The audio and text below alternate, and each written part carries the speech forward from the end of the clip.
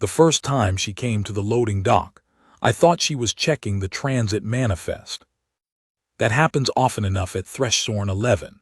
Compact routing officers come through twice a month, sometimes more frequently when there's a corridor allocation review underway, and they always want to verify the outbound produce figures against the corridor log before they sign off on the next cycle's distribution authorization. I keep the log current. The verification takes about 4 minutes. I walk them through the columns, they sign the bottom of the form, and then they leave. I've done it enough times that I stopped offering tea to the ones who looked efficient. She did not look efficient, she looked careful, that's a different thing. I noticed it from the other end of the dock, where I'd been working on the south-facing shelf brackets. The brackets hold the overnight produce trays during cold storage cycling, and they'd been settling unevenly for 2 weeks, which I'd been ignoring, and which I was now correcting because the alternative was losing 3 shelves of Kethsorn root stock to a tilt dump at 3 in the morning. The dock is open on 2 sides, and the wind comes through from the eastern atmospheric exchange, and she had positioned herself so the wind was at her back, and she could see the full length of the loading corridor before she committed to coming any closer. That's not how a compact routing officer moves. Routing officers come in purposefully, form in hand, eyes on the wall terminal. This woman was standing still, reading the space, the way you read a space when you're somewhere you're not entirely sure you should be. I set down the calibration tool and walked over to meet her. She had amber gold skin, the Velorveth house coloring, though I didn't know that yet. That red is warm even under the flat overhead panels of the loading dock. Dark hair, cut close on one side and left longer on the other, gathered at the base of her neck with a plain cord. Her eyes were a deep reddish brown, the color that in better light I would eventually come to think of as mahogany. She was wearing a Velorveth Transit Field uniform, the gray-green working garment of the Sovereignty Emissary Corps, practical and minimal in its insignia, designed for the kind of outer margin posting where formal dress would be a liability. It was clean, but it was worn. You can tell the difference between a uniform that's been worn for days and one that's been worn for months, and this one had been worn for months. She was holding a transit authorization form, the kind you submit when you want to inspect a registered exchange post's outbound stock manifest. The form was blank. She hadn't written a single word on it. I looked at the form, I looked at her. She met my eyes with the composed steadiness of someone who had decided on a course of action, and was committed to it, and would prefer not to discuss the reasoning. "The kitchen's through the passage," I said. "Dinner's on the stove. You're welcome to it if you haven't eaten." Something shifted in her expression. Surprise controlled immediately. "I have a transit authorization," she said. "You haven't filled it out." A pause. I was about to. "The manifest will keep," I said. "The soup won't." I turned and went back through the passage into the kitchen. I heard her footsteps behind me about 6 seconds later. I was counting because I was monitoring the reduction on the second burner, and I needed to know how long I'd been away from it. Reduction timing is one of those things that looks like nothing and matters completely. She sat down at the table without being asked. That was the first good sign. People who wait to be formally invited to sit are people who are still performing something, still deciding how they want the interaction to go, what it will mean, how they'll position themselves in it. She wasn't doing any of that. She sat down because there was a chair and she needed to sit and the chair was there. That kind of tiredness is not acute. It accumulates. It builds over weeks and months until the simple fact of a chair available to sit in is something you can no longer resist. I ladled out a bowl and put it in front of her. Thresholm grain base with dried velthorn and the last of the fresh Kethsorn root stock from the morning delivery. Not an elaborate meal, not intended to be. It's the kind of thing I make because I make it well, and because it's the kind of food that addresses the specific hunger that builds up in people on long transit postings. Dense, mineral warm, satisfying in a way that procurement rations approximate without achieving. She looked at the bowl for a moment. Then she picked up the spoon and ate. She didn't talk. I didn't ask her to. I moved around the kitchen doing the things a kitchen requires in the evening, checking the second burner, transferring the overnight grain batch to the cold shelf, pulling the day's produce allocation log from the wall terminal, and entering the morning's outbound figures. The ordinary sound and motion of an evening. She ate steadily and without comment, and when the bowl was close to empty, she slowed down the way people slow down when they're not sure there's more and they don't know how to ask. I went to the stove and ladled a second portion without being asked and set it beside the bowl. She looked at it. Then she kept eating. "What's the root stock?" she said, when she was near the bottom of the second bowl. "Kethsorn varietal, Southern Corridor, Marker 19 Resettlement Farm. I get a weekly delivery from them. They run a good crop. The soil amendment program went in 3 years ago, and the yield quality has been strong since." She looked at the bowl. Something had changed in her face, very slightly, a softening or perhaps a quieting. "I haven't had Kethsorn varietal since the Aaron posting." "When was that?" 14 months ago. I kept that figure without comment. 14 months on outer margin routing survey work, eating what transit corridors provide, which is standardized and adequate and nothing more. The procurement ration system is well engineered. It maintains nutritional sufficiency across a wide range of species and posting durations. It is not designed to make anyone feel that they are somewhere in particular, eating something that grew out of specific soil, prepared by someone who paid attention to the timing. I went to the cold shelf and brought the dried velthorn down and added a measure to the remaining broth in the pot. Then I put the kettle on.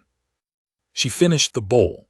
She put the spoon down and sat with her hands in her lap for a moment, looking at the middle distance in the way of someone whose interior has finally gone quiet enough to let the day arrive at its actual end.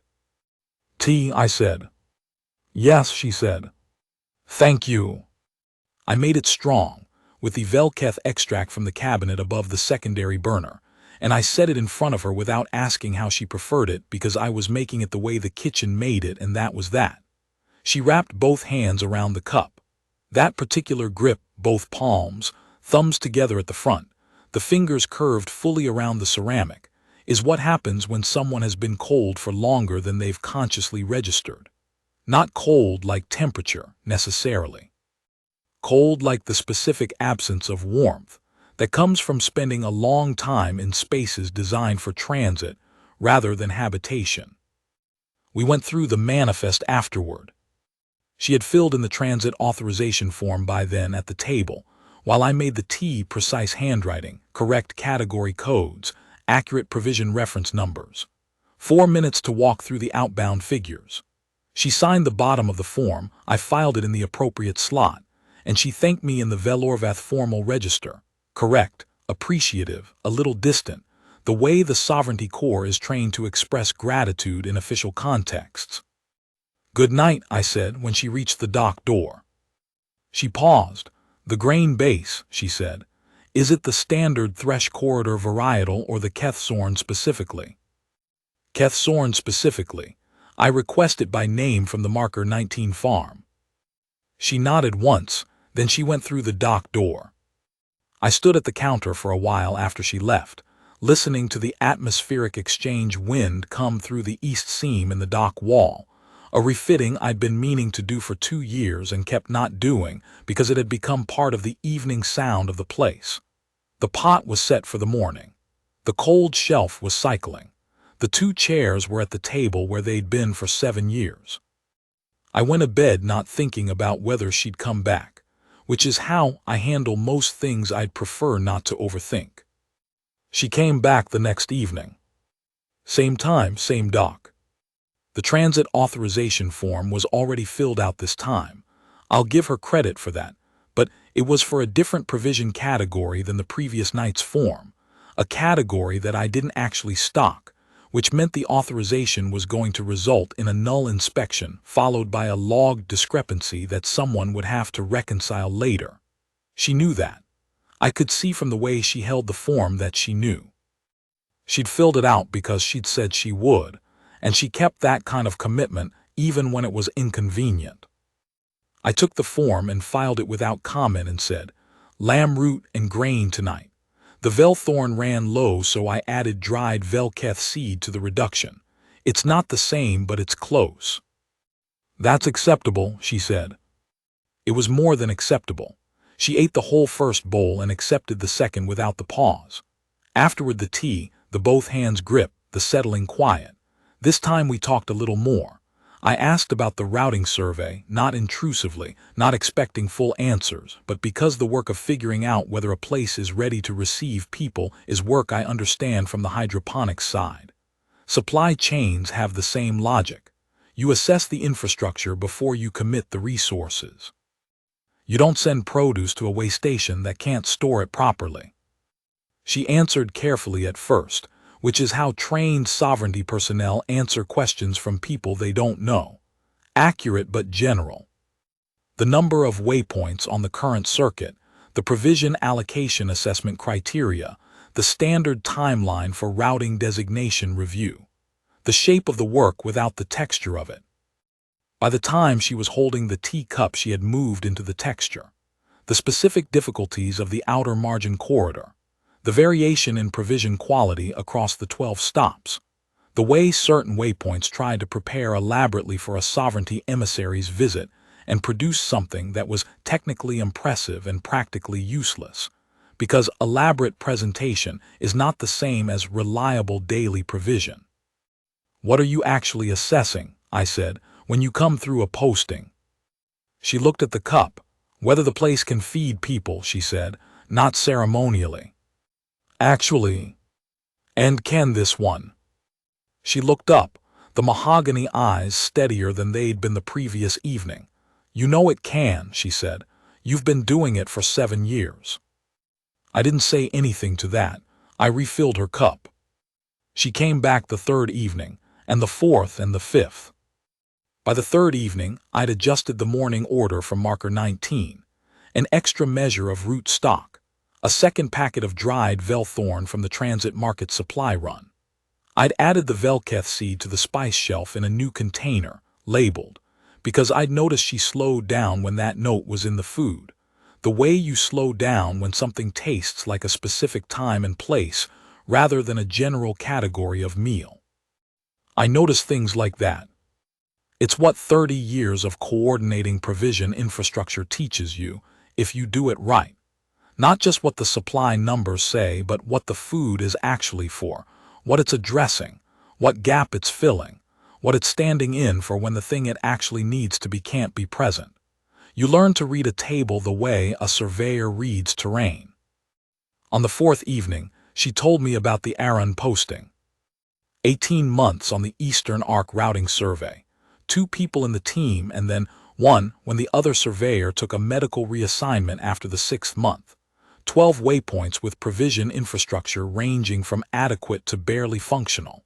And at the end of it, a routing designation that amended the sovereignty transit schedule in ways that would affect thousands of people for decades. She had described that to me in the flat, factual register of someone reporting outcomes. And the thing she did not say, the thing that was in the room alongside the flat, factual register, was that she had spent 18 months doing that work alone, and no one was waiting when she got to the end of it, because the advance emissary always finishes before the people she's cleared the path for arrive. "Have you eaten at the tables you've cleared the path for?" I said. Not on the 4th evening, on the 5th, when the question had had long enough to find the right form. She considered it. "The completion review is a standard sovereignty procedure," she said. "It requires the advance emissary to submit a routing waypoint assessment recommendation. The review officer evaluates the recommendation and determines the designation." "That's not what I asked." A long pause. The tea had gone cool. She hadn't noticed. "No," she said. "The survey always moves to the next corridor stop before the completion review concludes." I picked up her cup and took it to the stove to reheat it. I stood at the burner for a moment with my back to her. Out the kitchen window, the outer margin transit corridor was a strip of dark with the relay markers visible in the distance, their running lights steady, and beyond them the edge of the Velorvath border territory that stretched for a long way in the direction I'd never been. "The survey ends at Thresthorn 11, I said. I'd heard her say it the second evening. "The completion review is here." "Yes. So you'd stay for it?" "The review officer determines the schedule," she said. "It can take several days." "Good," I said, and brought the tea back. On the fifth evening, after the meal and the tea and the hour that had extended past what either of us acknowledged, she stood and said the survey window closed in 2 days. "Tomorrow then," I said. "Tomorrow," she said. She went out through the loading dock. I stood at the kitchen counter after the door closed, listening to the east seam wind and looking at the 2 chairs. The pot was set. The cold shelf was cycling. Tomorrow was going to require the same preparation as every other evening, which meant it was no different than every other evening, which was exactly how it should be. The 6th evening, a sovereignty routing vessel settled on the pad. I was in the kitchen when it landed. I didn't see it come in, but I heard it. The sound of a sovereignty vessel is different from a compact survey transport in ways you learn to distinguish when you've spent enough years on outer margin postings. The hull geometry creates a different atmospheric displacement on descent. The running lights have a particular spectral signature that comes through the dock walls as a different quality of ambient glow. I'd been around enough sovereignty routing vessels in 30 years of hydroponics coordination work to know the difference without having to look. I looked anyway, through the dock window. A sovereignty routing vessel, not a survey transport, a proper vessel of the kind that carries people of administrative weight, settling on the pad with the deliberate, unhurried precision of something that knows exactly where it is going and sees no need to announce it. Ethais was not on it. Ethais's survey transport was already docked at the secondary pad, had been since late afternoon, the usual time she arrived, and this was a different ship on the primary pad. I went back to the kitchen. I checked the pot. There was enough for 3 because there is always enough if you started with the right amount, and I had. The 3rd chair was in the storage room at the back of the exchange post, the one I'd been keeping there since Maris died because I hadn't been able to give it away and couldn't decide where else to put it. I went and got it and set it at the table between the other 2. Then I went back to the stove and kept cooking. Ethais came through the dock passage first. She saw the 3rd chair. She stopped for a moment in the way of someone who has encountered something they'd accounted for but not entirely prepared for, and then she looked at me. "I heard the ship," I said. "Yes," she said.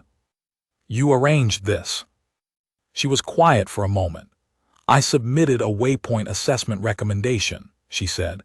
"The completion review is a standard sovereignty procedure. The review officer schedules her own arrival." "The review officer," I said. "Yes." I turned back to the stove. "How does she take her tea?" A longer pause than the previous ones. "I don't know," Ethais said. "I have never had the occasion to prepare it for her." "I'll ask her when she arrives," I said. Ethais sat down in her chair, the second one, the one on the left, which had been her chair from the first evening, and I heard the sovereignty vessel's boarding ramp engage at the dock, and 11 minutes later the queen of the Velorvath sovereignty came through my loading dock door. She was not what I had assembled in my mind from 30 years of working alongside sovereignty personnel. That composite had been built from delegation visits and dock authorizations and corridor inspections, and the particular register that sovereignty officers use when they're conducting official business. Composed, formal, measured, present in the way of people who have trained themselves to occupy exactly the space their office requires and no more, and to look as though that space is entirely natural to them. Queen Velsorn Orvith occupied more space than that, but not in the way I'd been prepared for. She was tall, genuinely tall, not the cultivated formal bearing of someone who has practiced appearing taller, but the settled, grounded height of someone who simply was what she was and had been long enough that it required no management. Her skin was the same amber gold as Ethi's but deeper, more settled in it, the tone of someone who had been wearing it for more years in harsher light. Her hair was dark, worn up in the sovereignty administrative arrangement with copper threading, the kind of arrangement that says this is what I wear, not what I perform.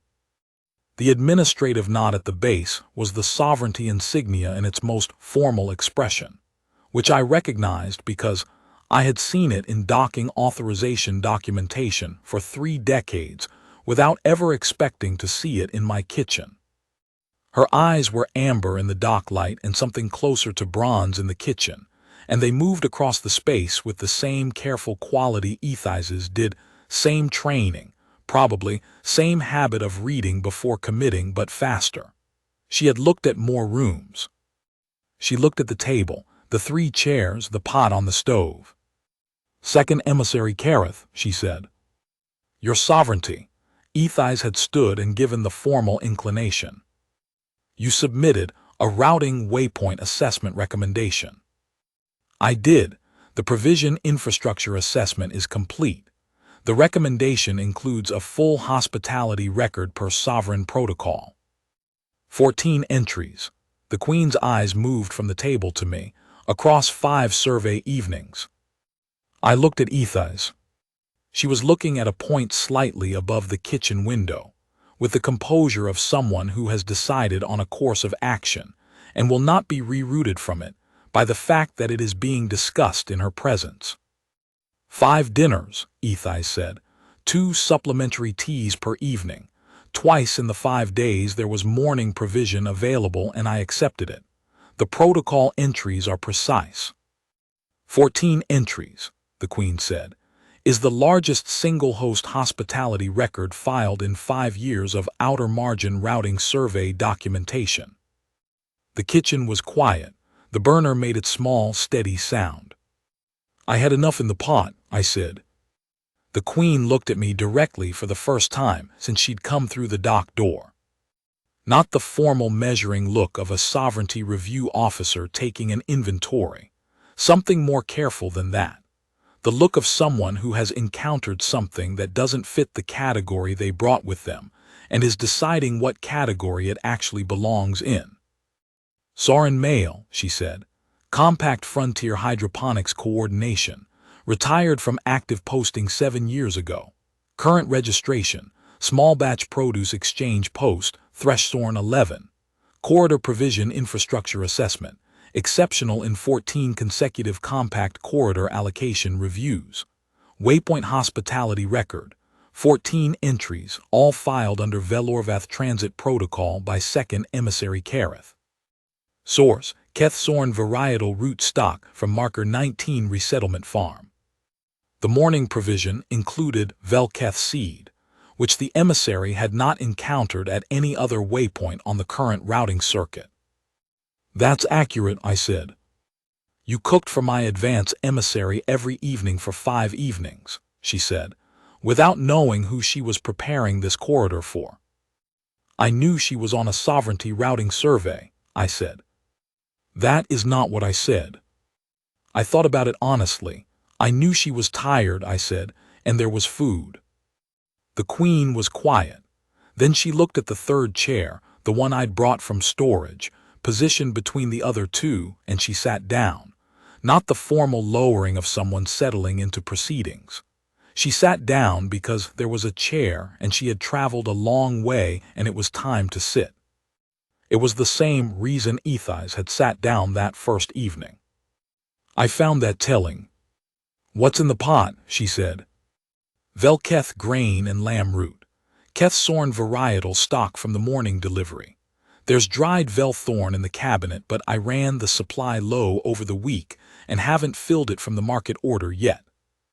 "I have a preference for Velthorn," she said. "I'll add it to tomorrow's order. There's enough in the cabinet for tonight if I use it sparingly." I started ladling. "Tea first or after the meal?" "After," she said. How do you take it? She looked at Ethais. Ethais looked at the pot. Something passed between them that I didn't try to interpret. Then the queen looked at me. However you prepare it, she said. I served 3 bowls and we sat at the table, the queen, Ethais, and I, and ate dinner together. The wind came through the east seam in the dock wall the way it did every evening. The burner light was on. The pot sat between us on the trivet. The queen asked about marker 19. The resettlement history, the Kethsorn varietal cultivation program, the soil amendment timeline, the yield figures for the current growing season, the transit allocation curve for this section of the outer margin corridor. The questions of someone who actually wanted the answers, not making conversation, not performing the role of dignitary expressing polite interest, but genuinely asking because the answers were going to go into a calculation. She was running about something that mattered. I know the difference. I'd worked with enough sovereignty and compact personnel over 30 years to know the difference. I answered everything I knew. When I got to the water routing system at marker 19, Ethais corrected one of my reference numbers, the current transit allocation code, which she had memorized more recently than I had from her own provision infrastructure assessment visit to the farm 2 weeks prior. The correction was right. I said so, and she nodded without making anything of it, and we continued. The queen watched that exchange with the same measuring attention she'd brought to everything else. I noticed. I kept eating. After the meal, the queen asked if I would walk with her to the Sovereignty Observation Gallery at the north end of the station. It's a small room. Thresshorn 11 is a working exchange post, not a dignitary reception facility, with a curved exterior wall and a viewport that faces the outer margin transit corridor, and when the atmosphere is clear, the Velorvath border relay markers in the middle distance. We walked, all 3 of us. The station corridors are narrow and the observation gallery is small, and the 3 of us made it feel appropriately occupied. The viewport was clear, a good atmosphere cycle, which happens perhaps 8 days in 30 at this margin and couldn't be counted on. The relay markers were visible, their running lights steady and unhurried against the dark of the outer corridor. The queen stood at the viewport for a moment, reading the distance. Then she turned. Thresshorn 11, she said, will be designated as a Velorvath sovereignty routing waypoint. The amended transit corridor schedule will reflect a bi-monthly sovereignty routing stop, effective the next standard scheduling cycle. I'll begin the provision allocation adjustment for the exchange post, I said. What are the specific supply requirements for a bi-monthly sovereignty routing stop? I'll need to expand the cold shelf capacity and probably renegotiate the marker 19 supply agreement. That thing moved in the corner of her expression again, the thing that was in the vicinity of a smile without quite arriving there. The routing survey documentation will specify the formal supply criteria, she said. Second Emissary Kareth prepared the recommendation and can walk you through the provision requirements in detail. I looked at Ethais. She was looking at the relay markers. The routing survey ends here, I said. You told me that. So what does the waypoint designation mean for the posting schedule? A pause. The kind that means what comes next has been decided, and the pause is just the space before the decision is spoken. The waypoint designation requires an ongoing provision infrastructure assessment, Ethais said. Bi-monthly, conducted in advance of each sovereignty routing stop. The assessment officer must be present at the waypoint during each routing stop to evaluate provision performance against the designation criteria. Bi-monthly routing stops, advance assessment visits. A standing assessment officer at the waypoint. That's a significant change to the outer margin survey posting schedule, I said. The posting has been amended, the Queen said. Second Emissary Kareth has been reassigned to Thresshorn 11 as the permanent corridor waypoint assessment officer. The precise, deliberate pause of someone choosing words with full attention. She requested the reassignment. The grounds were the provision infrastructure assessment requirements. They were accepted. I looked at Ethis. She had turned from the relay markers and was looking at me.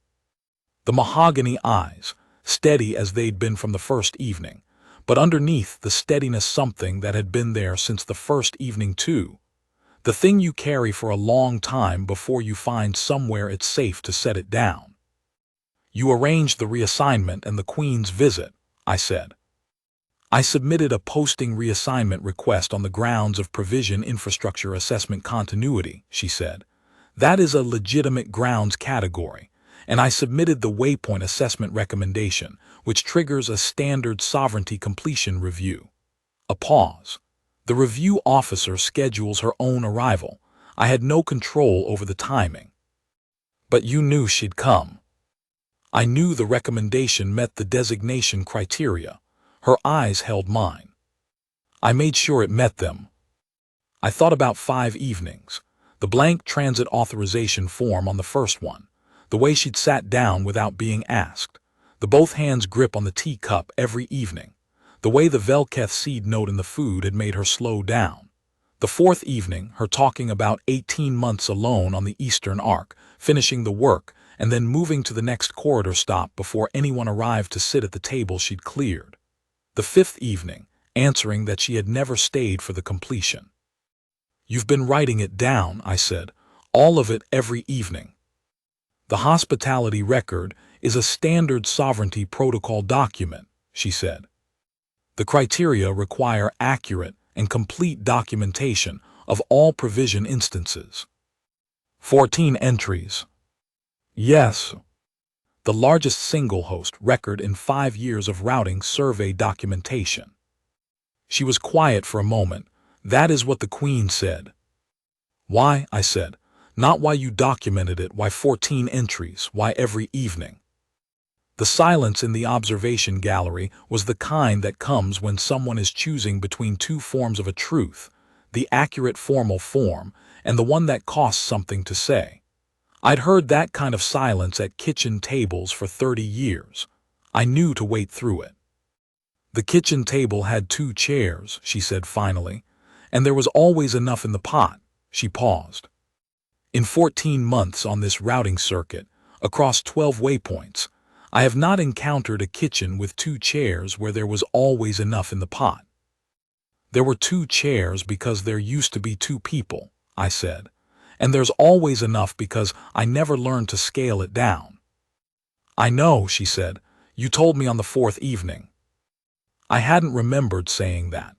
I must have said it the way you say things when they're simply true and you've stopped regarding them as significant.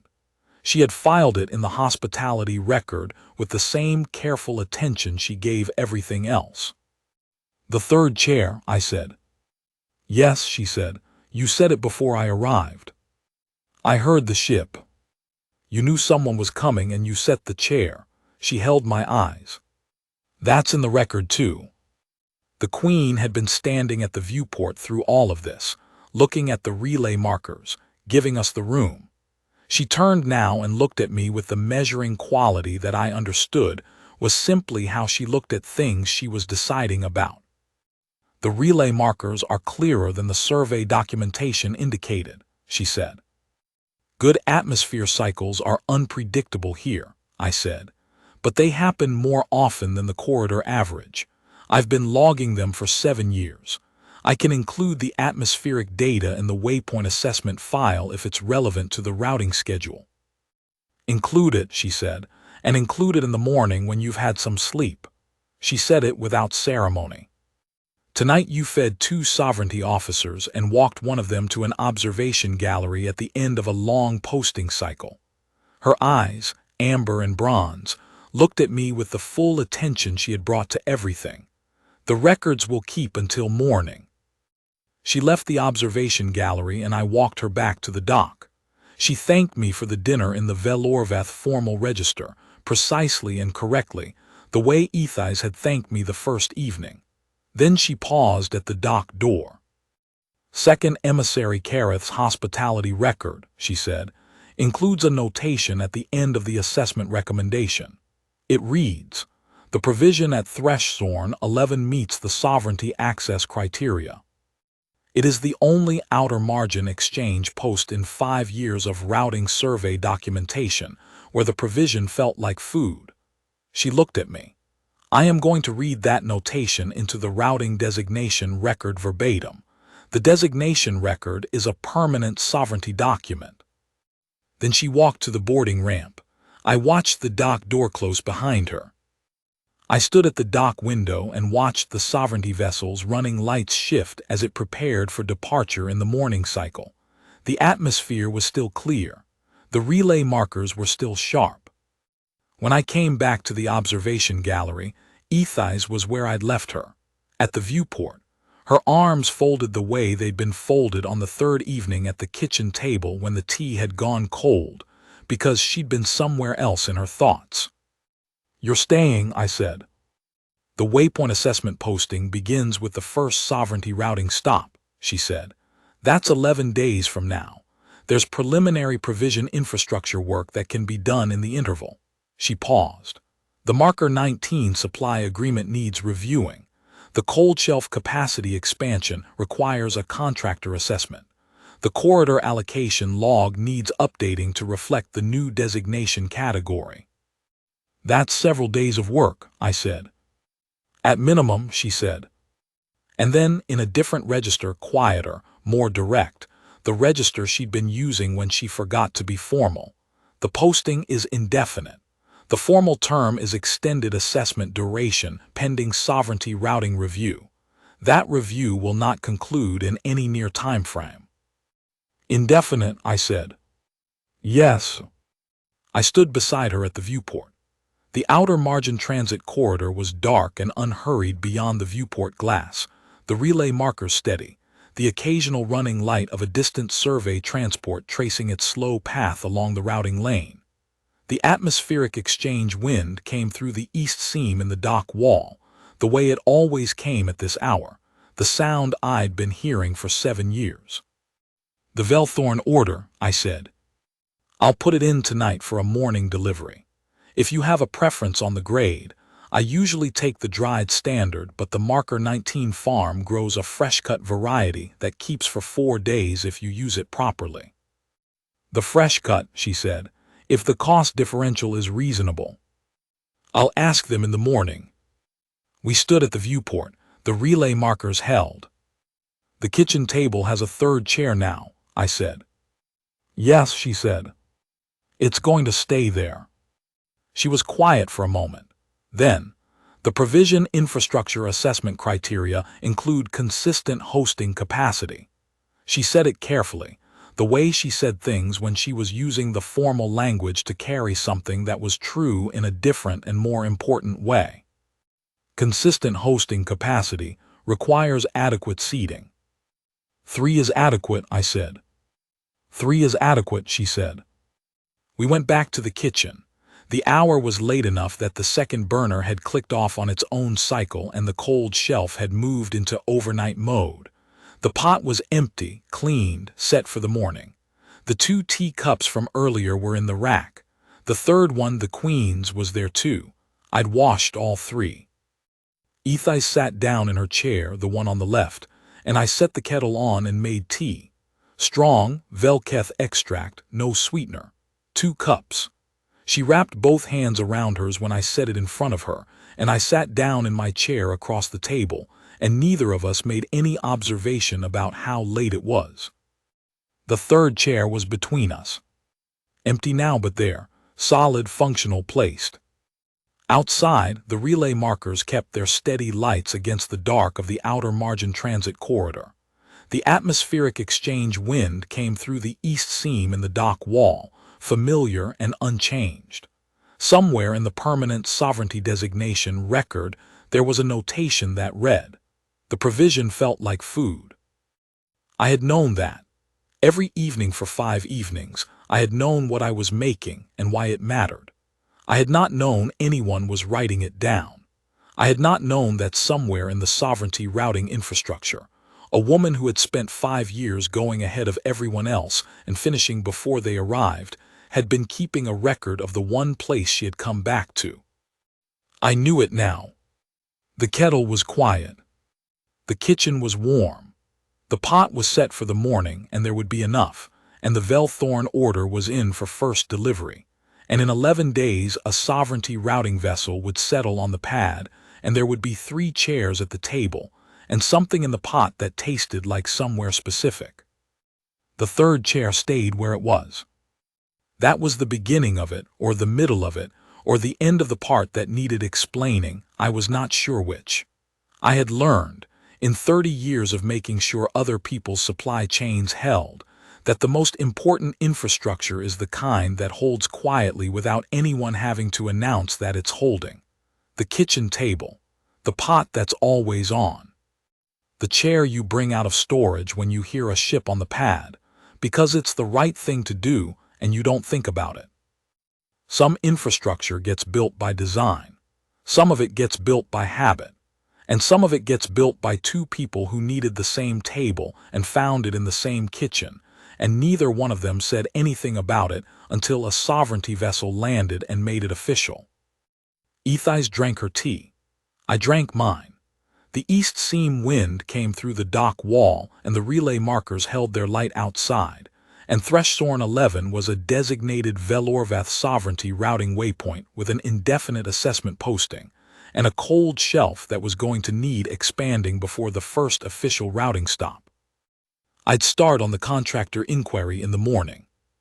I want to go back to the 3rd evening, because the 3rd evening was when the thing changed, though I didn't name it at the time. She arrived, as she had on the first 2 evenings, at the same hour, late enough that the dock had gone quiet from the afternoon delivery traffic, and the overhead panels had shifted from full working brightness to the lower evening setting that the station management system ran on an automated timer. I had the stove going. She came through the dock passage with the transit authorization form in her hand and set it on the edge of the table without making anything of it, and I took it and filed it, and when I came back to the kitchen, she was already seated. That was when I understood the form was entirely beside the point. She had known it from the 2nd evening. I had known it from the 1st. But on the 3rd evening she set it down without performing the fiction of the authorization quite as carefully as she had on the previous 2, and I filed it without acknowledging the performance, and we both understood that what we were doing was something else entirely, and neither of us was going to name it. I had made a lamb root reduction that evening. Not a simple grain base, a proper reduction, the kind that takes an hour and a half from the time you put it on and requires 3 rounds of skimming and the correct sequence of dried spices added at specific intervals. I make it when I have the time and inclination. On the 3rd evening I had both. I did not examine why. She looked at the bowl when I set it in front of her. Looked at it in the way she looked at things that were not what she'd prepared herself for.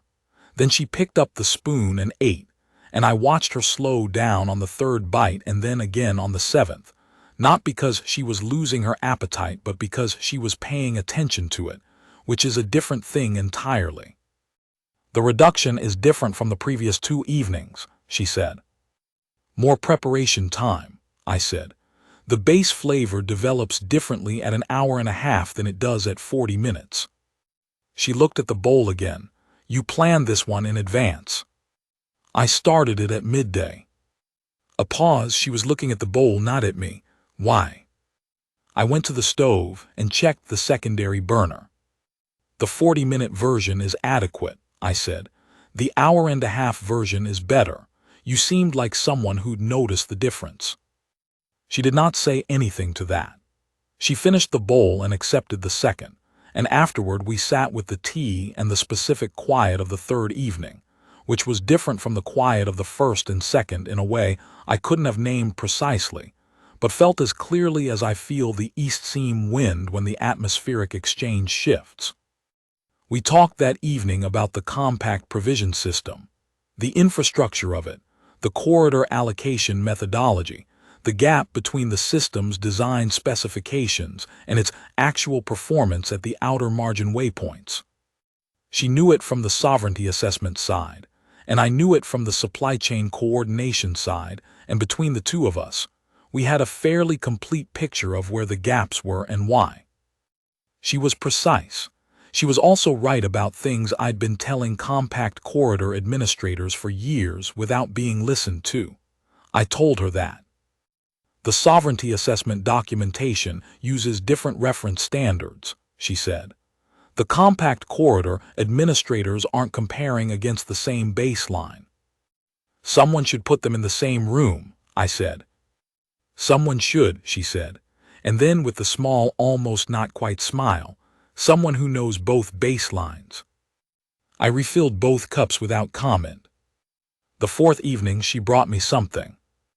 Not a gift, not framed as one, but she set a small sealed packet on the table when she arrived, and said the Marker 19 farm ran a secondary cultivation program for the outer margin corridor, and she had made a supply stop that afternoon, and the packet contained fresh Velketh seed in the unharvested form, which had a different character from the dried version, and which, she had been told, performed well in a reduction if added at the right interval. I looked at the packet, I looked at her. The documentation on the cultivation program is in the waypoint assessment file, she said, with perfect composure. I thought the exchange post should have a physical sample for provision evaluation purposes. Of course, I said. I added it to the reduction at the right interval, which I determined by working backward from the flavor profile she described. When she tasted it, she was quiet for a moment, and then said it was correct. The character was what the farm documentation described, and the provision evaluation result was favorable. I'll note it in the assessment, she said. Add a standing order to the Marker 19 agreement, I said, if the supply is consistent. I'll confirm the supply consistency on the assessment visit, she said. She had already been to Marker 19 that afternoon. She knew the supply was consistent. We did not remark on any of that. The fifth evening she arrived slightly later than the previous four, not by much, 15 minutes perhaps, enough that I'd checked the dock window twice before I heard her in the passage. She looked tired in a different way than she'd looked tired on the first evening. Not the accumulated exhaustion of weeks of transit circuit provisioning. Something more specific. The way you look tired when you've been doing something that cost you something. I put the bowl in front of her and sat down across the table and waited. She ate half the bowl. She picked up the tea before I'd finished making it, which she hadn't done on any previous evening, and held it with both hands and looked at the middle distance. The survey window closes in 2 days, she said. I'd known that was coming. She'd mentioned it 3 evenings ago as a structural fact, and I'd been aware of it in the background of every subsequent evening, the way you're aware of something you've decided not to think about directly. The completion review is here, I said. Yes. So you'd stay for it. The review officer schedules her own arrival, she said. It could be tomorrow. It could be the day after. I looked at her. She was looking at the tea. You've already submitted the recommendation, I said. A pause. The assessment is complete. The documentation is accurate and comprehensive. Another pause. 14 entries. You counted them. Sovereignty protocol requires an accurate tally. I picked up my own cup. Tomorrow then, I said. Yes, she said. We sat in the kitchen until the hour was late enough to acknowledge it, and then she stood and thanked me in the formal register and went through the dock door, and I stood at the counter afterward and listened to the east seam wind and thought about 14 entries in a hospitality record filed in a sovereignty protocol document, and the fact that she'd counted them, and the fact that she'd told me she had.